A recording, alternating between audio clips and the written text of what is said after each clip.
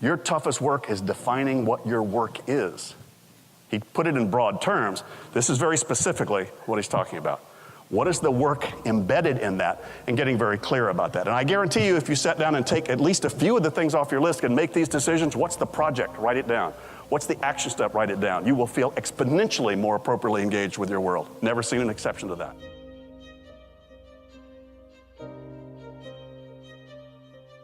You come to Hollywood and you're chasing this dream, you want to be an actor, you know? Like, there's not a ton of milestones that are crystal clear that you know what they look like. Because for the most part, the things that are gonna help you get to your goal are movies that haven't been written yet, they're jobs that haven't existed yet. You're kind of giving yourself over to this thing saying like, please, I don't want to be a waiter anymore. I want to be an actor, you know? Yeah. And that's that. And so there's very few things that are crystal clear, like images of what you would want. But one of them is to work with an icon, to work with somebody like a Steven Spielberg. And so so that to me was one of, you know, my goals. You wouldn't even want to say it out loud because it'd be so ridiculous to say, yeah. What do you want to do, kid? Well, I want to work with Steven Spielberg. And they'd be like, nah, I don't know, you know?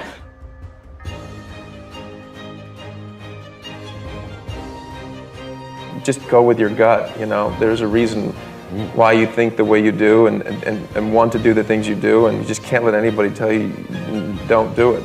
But especially you. Don't allow you to tell you not to do it. You know, the loudest voice that's a contrarian is usually me.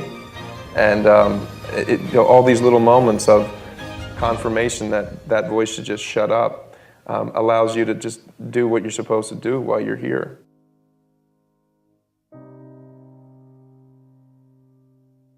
Ask yourself, what if no one ever bought any of my work?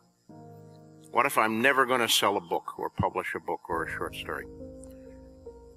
Are you going to continue to write? And if the answer is yes, because I have to, then yeah, then you are a writer. And whether you'll sell or not, I can't know. But if there are stories in you that have to get out, you want to put them down on the paper, whether you ever get the affirmation of a contract or a book in your hand or being on the bestseller list, if you still have to tell your stories, then you're a writer. If you can give it up, then it probably would be an act of sanity to learn accounting or something like that.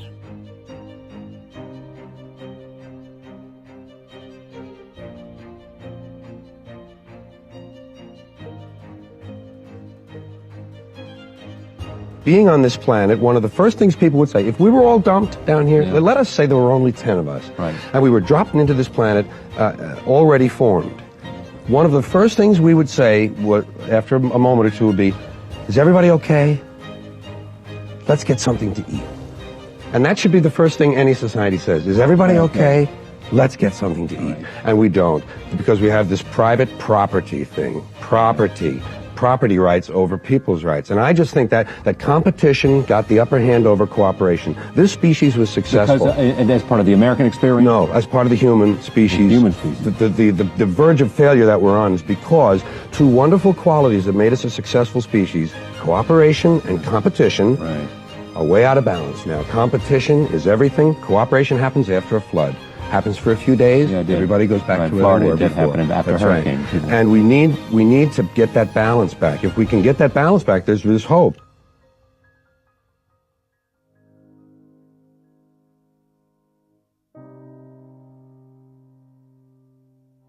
I think people need to sit down and clarify what experiences are you really looking for in your life. And that doesn't necessarily mean, it can include lots of money, but it can also include, what do you want to experience with that money? A sense of freedom, a sense of service, a sense of providing value to the world, a sense of self-confidence and self-efficacy. What is it that you're after? So there's, you know, in my own, explorations in the whole personal growth and self-awareness, game for years, I've been involved in that pretty seriously. There's an exercise that say, well, what do you want? I want a red Porsche. Great. What experience do you think that's going to give you? Freedom and a sense of fun, whatever. And then the people get the red Porsche and they're worried about somebody going to dent it, and they can't afford the payments on it. They didn't really get the experience they were looking for. What happened? They got the symbol, but they didn't get the inner experience. But if you want the experience of freedom and fun, you can have that this afternoon. Doesn't mean you shouldn't have the red Porsche, but it just means that if you start to focus on the inner experience, what would climbing the corporate ladder give you as an inner experience? Why do you want that? What's important to you about that? And it could be I want to provide, for my family, for after I'm gone. So there's a sense of building wealth or building net worth or building assets, for the people around you that matter to you. There's no right or wrong about any of your answers to this. But I think getting clear about whether you want to do that or whether you want to get there because you want to be able to impact a much larger segment of the world for doing good or taking it over, I don't know, or whatever you want. But I think that's the key, is being able to externalize and start to become objective about, well, what is it that you're after? And so just crafting your own ideal scene. Not only of the things you want, which is fine, don't stop that. Matter of fact, don't feel embarrassed that you want a red Porsche. So there's nothing wrong with any of that material stuff that you might want, but it's also true that it's a real good idea to just say, let me just lay that all out. And then use that as a map just to then guide you in terms of your intuitive decision making. I don't think you have to work at it that hard, but I think you do need to be conscious about it and validate it in some part of yourself.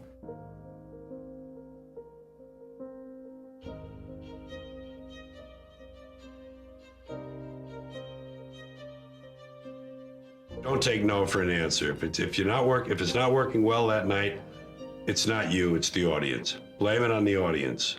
Because if it worked on Friday night, it ought to work on Saturday, and if it doesn't, it's their fault. It's oversimple, but you know what? It works as a formula. Just go on and do the Sunday night show and forget Saturday night. Keep kicking them in the nuts.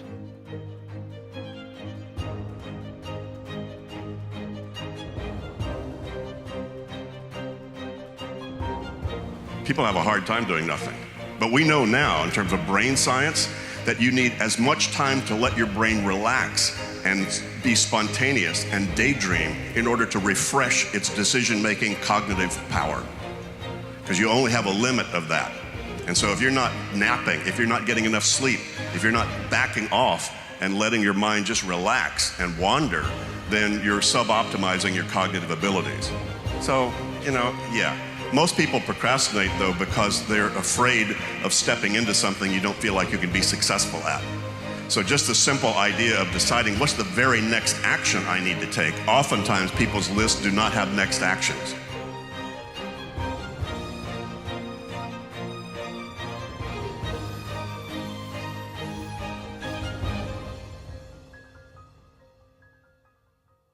All life is magical.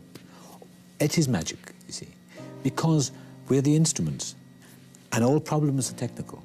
Once you can go through those problems without avoiding them or backing off from them, because it's like fear. You go through it.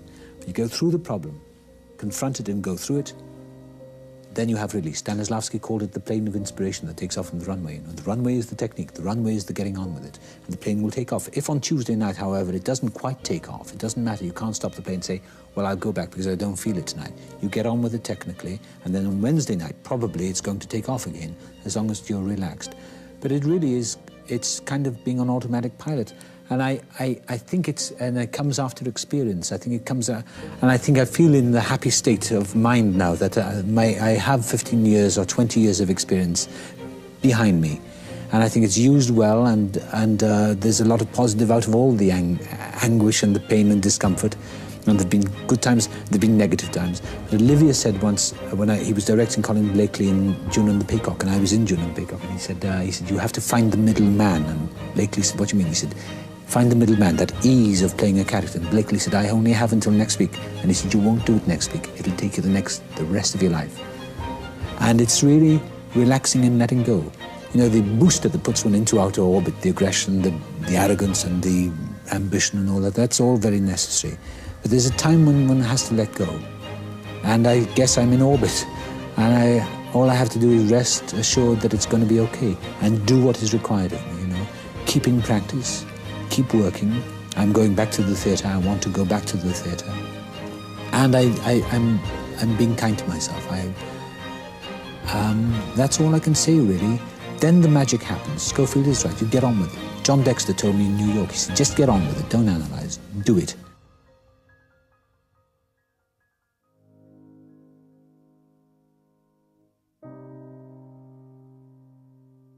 People talk about, oh, you need a vacation or something. I don't, a vacation from what? I love my life. I feel I'm healthy, thank God. And, you know, I have these incredible directors that are interested in working with me, and I'm going to jump at that.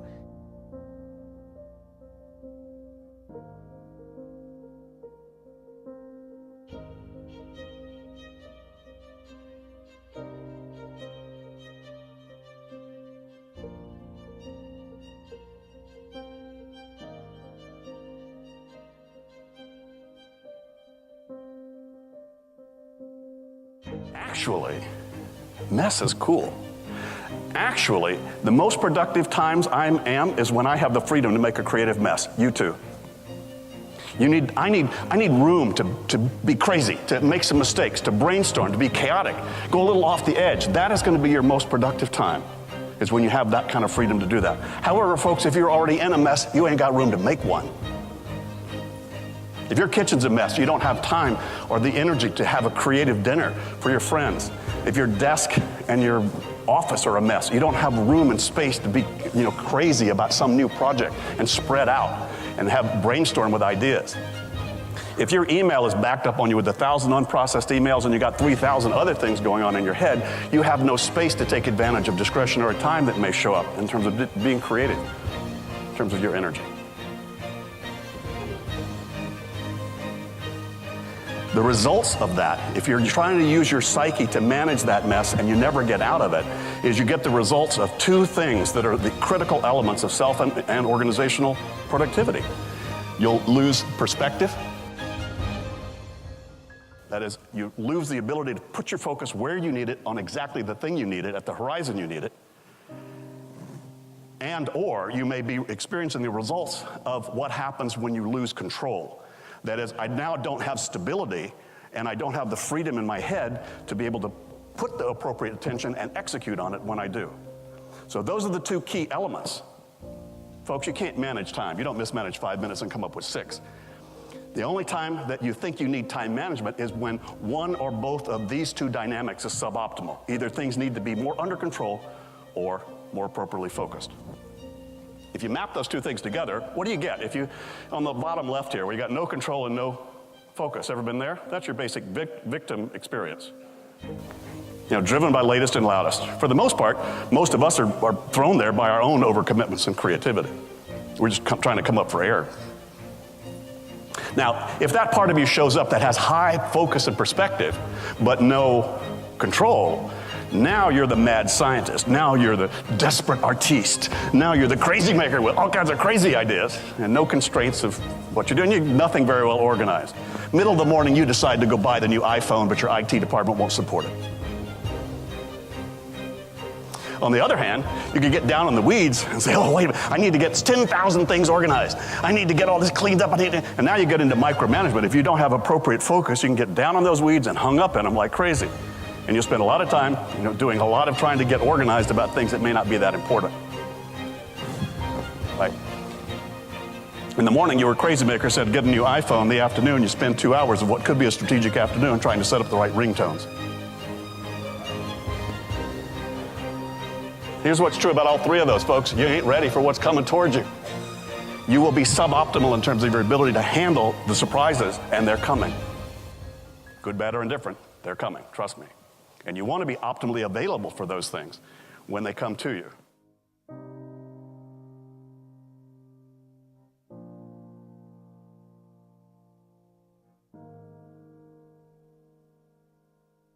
That's what we all do. We get to a certain age, we all stay in our comfort zone with our recliners watching television day in and day out. And when you get to a certain age, I'm going to be 70 at the end of the year, but I sit around watching television for the rest of my life because I've done it all, sitting on my laurel wreath. It's not worth it. I mean, life's so short. There's such glorious images in the world and such horror as well that I want to see it all. And so I've moved out of my comfort zone. It's essential for me. Otherwise, I may as well die.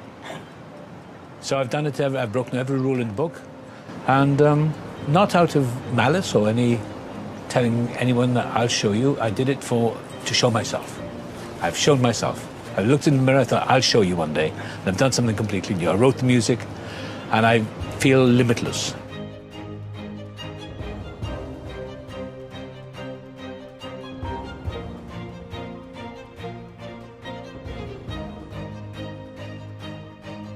I woke up every morning excited. I was completely jacked. I've never been more excited to go to work every day as I was on this project. At the end of the day, I've never been more drained in my life. But somehow, some way, I found the energy every morning to get up and just go for it. And the further we got into it, the more Wayne was just like, okay, do what you want to do. Do what you want to do. And I never had that kind of freedom before. I just want to get better. I want to get better, and I want to work with great people. It's really simple.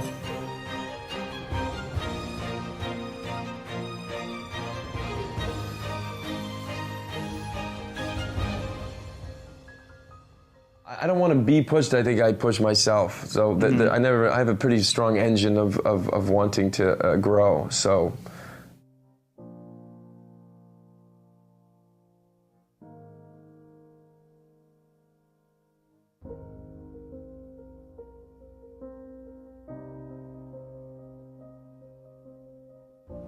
There were moments, when I was learning the script and I thought, well, this isn't going to work. I mean, how can I do it? But I used to write notes to myself, little letters to myself, and put them on the desk saying, you can do anything with faith. You can move mountains, and trust and let go and all that sort of thing. And I used to just throw myself into it. And then when the negatives came to my mind, I would put positive sounds in my head. I'd say I can do it, and I used to meditate and visualize myself doing it.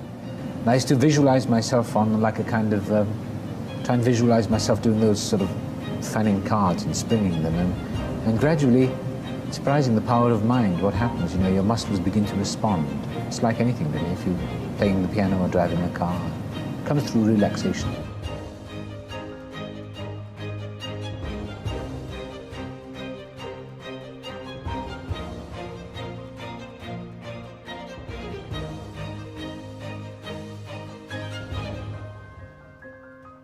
And I've realized over the years that I've gone through many changes in my life. Many changes, because that's the nature of life. And if you don't go with it, you may as well die, really. You may as well be dead. I know people who live in the past, they just live there all the time, talking about something that happened to them 30 years ago. They're like zombies.